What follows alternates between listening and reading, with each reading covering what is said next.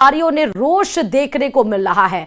व्यापारियों में ये रोष इस तरह देखने को मिल रहा है कि आज शाम तक सभी बाजार बंद करा दिए गए हैं। अनीता चौधरी की हत्या से नाराज व्यापारियों ने सरदारपुर में शाम 5 बजे तक बाजार बंद करने का निर्णय लिया है। व्यापारियों ने हत्या के मामले में मुख्य आरोपी की गिरफ्तारी की मांग की है। व्यापारियों का यह भी कहना है कि इस मामले में जल्द से जल्द मुख्य आरोपी की गिरफ्तारी हो और पूरे घटनाक्रम को पुलिस सुलझाकर आरोपी को सजा दिलाए। ये सबसे बड़ी प्राथमिकता होनी चाहिए। तस्वीरें आपको दिखा रहे हैं, आप देख सकते हैं जोधपुर में किस तरह से ब्यूटिशियन अनीता चौधरी हत्याकांड मामले में आज व्यापारियों के द्वारा बाजार बंद का आह्वान किया गया। शाम 5 बजे तक ये बाजार बंद रहेंगे। अनीता चौधरी की हत्या कर उसके शरीर के 6 टुकड़े कर 10 फुट गहरे गड्ढे में दफना देने के मामले में लगातार आक्रोश बढ़ता जा रहा है। जहां परिजन तेजा मंदिर में धरने पर बैठे थे, वहीं शव मिलने के 5 दिन बाद भी मुख्य आरोपी गुलामुद्दीन गिरफ्तार नहीं हो पाया और उसकी पत्नी को पुलिस ने फिलहाल हिरासत में लेकर गिरफ्तार किया है और उसे 5 दिन की रिमांड पर लिया है। मुख्य आरोपी की गिरफ्तारी की मांग को लेकर जहां परिवार धरने पर बैठा है और साथ ही सीबीआई जांच की मांग की जा रही है, वहीं सरदारपुरा व्यापारी संघ ने जो है इस मामले को लेकर मुख्य आरोपी की गिरफ्तारी को लेकर आज जो है बाजार बंद करने का निर्णय लिया है। सबसे पहले कुछ व्यापारियों से बात करेंगे। सर, क्या मांग है और क्यों आज बंद है? ये बंद अनीता चौधरी के मर्डर के केस में बंद है और इनके परिवारों की डिमांड है कि भी मुख्य आरोपी को गिरफ्तार करो और उसका खुलासा करो। मृतका के पुत्र को सरकारी नौकरी दो और मुआवजा दो। आक्रोश तो है, जो हुआ गलती हुआ है और इसका जो भी कानूनी कार्रवाई ऐसे ढंग से हो तो बढ़िया है। हम तो यही चाहते हैं। जांच के बारे में तो मैं आई हूँ नहीं, इसलिए मुझे ज्यादा जानकारी है नहीं। बाहर टीम गई हुई है, अलग अलग जिलों में भी गई, स्टेट में भी गई है और तलाश कर रहे हैं। यहाँ पर धरना स्थल पर किस तरह की सुरक्षा व्यवस्था की? यहाँ पर सुरक्षा व्यवस्था के लिए जाब्ता पर्याप्त मात्रा में लगाया गया और इनके द्वारा यहाँ से बता रहे हैं ज्ञापन देने का, तो यहाँ से रैली के रूप में ये जाने को बता रहे हैं। मैम, एक अभियुक्त को गिरफ्तार किया, आबिदा नामक महिला को, जो कि गुलामुद्दीन की पत्नी है। क्या क्या बातें सामने आई है? उनसे कंटिन्यूअसली अनुसंधान किया जा रहा है। उनकी पुलिस कस्टडी भी ली है। जो भी इत्तलाएं वो दे रही हैं, उनको कोऑर्डिनेट करके आगे से आगे घटनाक्रम जो है उसको सीक्वेंस ऑफ इवेंट्स को जोड़ा जा रहा है और जब पूरा अनुसंधान हो जाएगा उनसे, तभी कुछ बताना संभव होगा इसमें।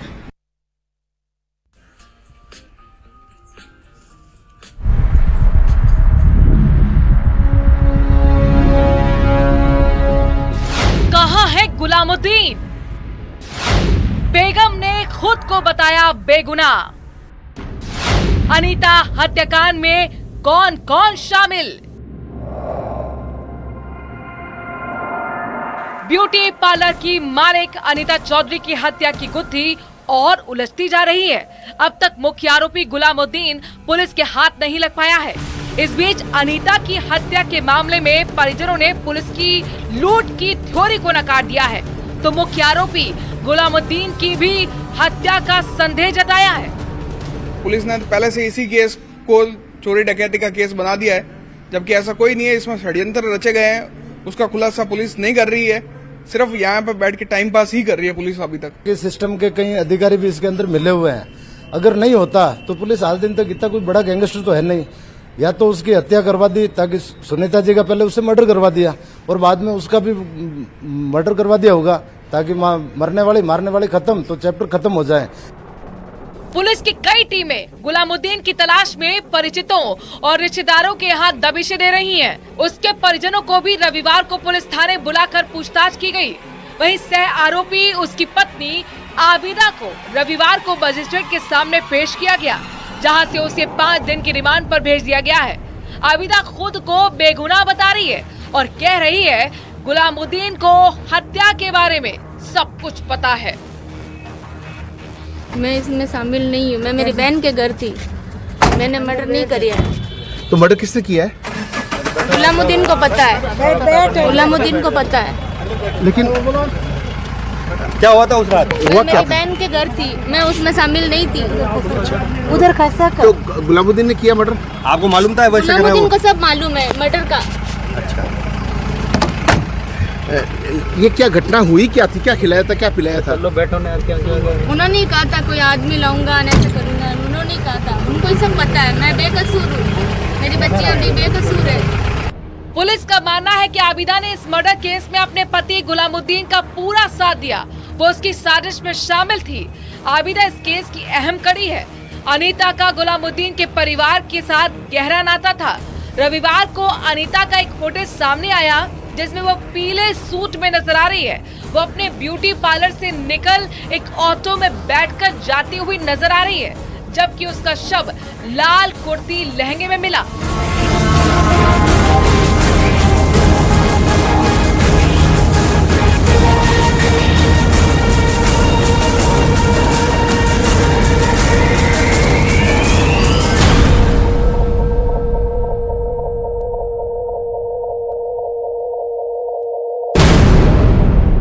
वहीं अनीता चौधरी के बाद गुलामुद्दीन का भी सीसीटीवी फुटेज पुलिस के हाथ लगा है। इसमें वो एक्टिवा पर बैठकर जाता हुआ नजर आ रहा है। गुलामुद्दीन का सीसीटीवी फुटेज जोधपुर जंक्शन का है।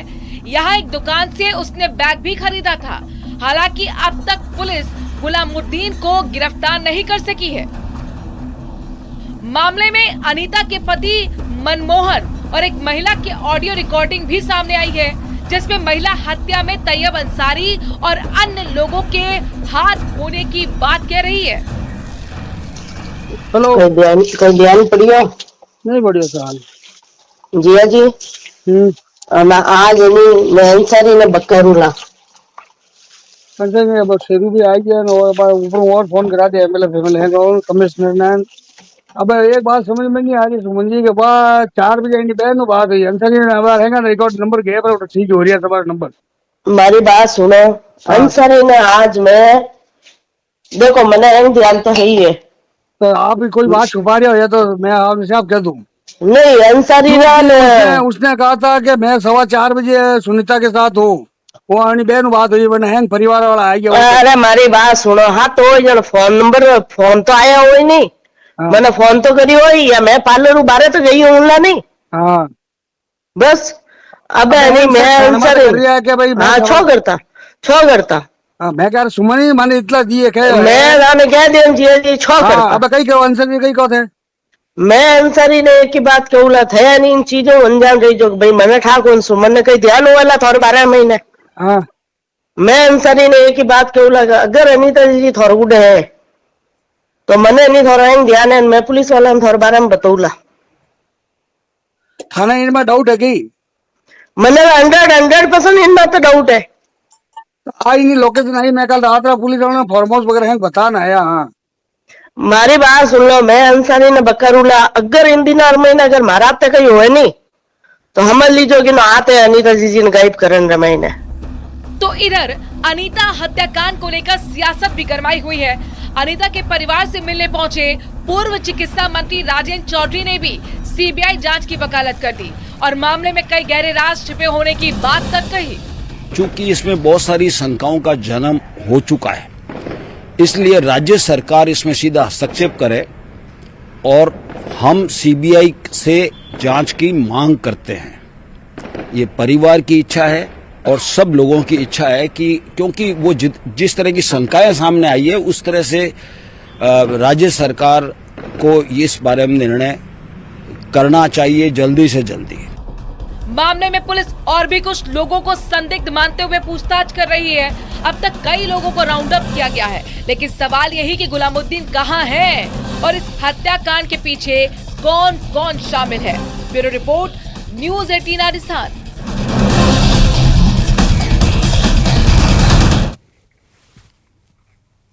और चलिए खबरों में आगे बढ़ते हुए सीधे खबर आपको झुंझुनू से बताते हैं। झुंझुनू में टैक्स बचाने के लिए फर्जी बढ़ाकर एक ही नंबर प्लेट लगाकर 2 बसों का संचालन करने का मामला सामने आया है। दरअसल पुलिस ने उदयपुर वाटी में एक ही नंबर प्लेट लगाकर सड़क पर दौड़ रही 2 बसों को जब्त किया है। पुलिस को खबर मिली थी कि एक ही कलर की समान नंबर प्लेट लगी 2 बसों के संचालन किए जा रहे हैं और जिसके बाद से पुलिस की टीम बस स्टैंड पर पहुंची और जहां से एक बस को RJ23PB 957 को सवारी भरते देखा, जबकि दूसरी बस जयपुर रोड पर भैरव घाट के नजदीक एक टायर सर्विस की दुकान पर खड़ी थी, जिसके बाद पुलिस ने बस को सीज कर लिया। हालांकि बस ड्राइवर नंबर प्लेट तोड़कर वहां से भाग उसको भगा ले गया। लेकिन फिलहाल पुलिस बसों को जब्त कर नियमानुसार कार्रवाई की जाएगी। पुलिस स्टेशन पे एक सूचना मिली थी कि एक ही नंबर की 2 बसें चल रही हैं। इस पर पुलिस के द्वारा चेक किया गया तो एक पे जो गाड़ी के नंबर थे और दूसरी गाड़ी को जब चेक करने गए तो उसने गाड़ी को वहां से भगा लिया। जिसका पीछा अगर पकड़ा गया तो रास्ते में उसने नंबर प्लेट तोड़ दी। दोनों गाड़ियों को हमने जब्त कर ली है और दोनों के ही दस्तावेज मालिक से हमने मांगे हैं। दोनों मालिक के द्वारा अभी तक कोई दस्तावेज पेश नहीं किए गए। फिलहाल दोनों व्हीकल्स को जब्त करके पुलिस स्टेशन खड़े करवा दिए गए।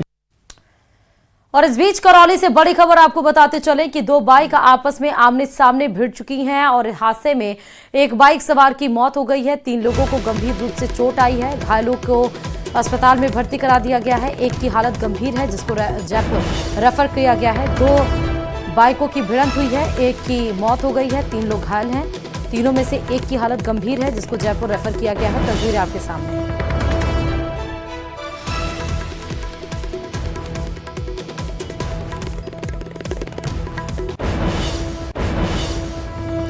और अब बात झुंझुनू की। झुंझुनू में महिला की हत्या के मामले में पुलिस को अहम सुराग मिला है। पुलिस ने रिको कॉलोनी क्षेत्र में लगे सीसीटीवी कैमरों के आधार पर आरोपियों की पहचान कर ली है।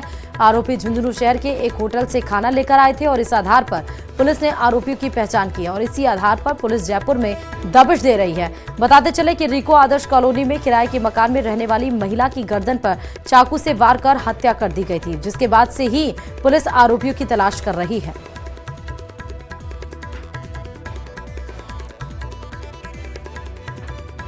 तो सीसीटीवी फुटेज जो आया है उसके आधार पर आरोपियों की तलाश की जा रही है। महिला की चाकू से वार करके हत्या के मामले में एक अहम सुराग मिला है।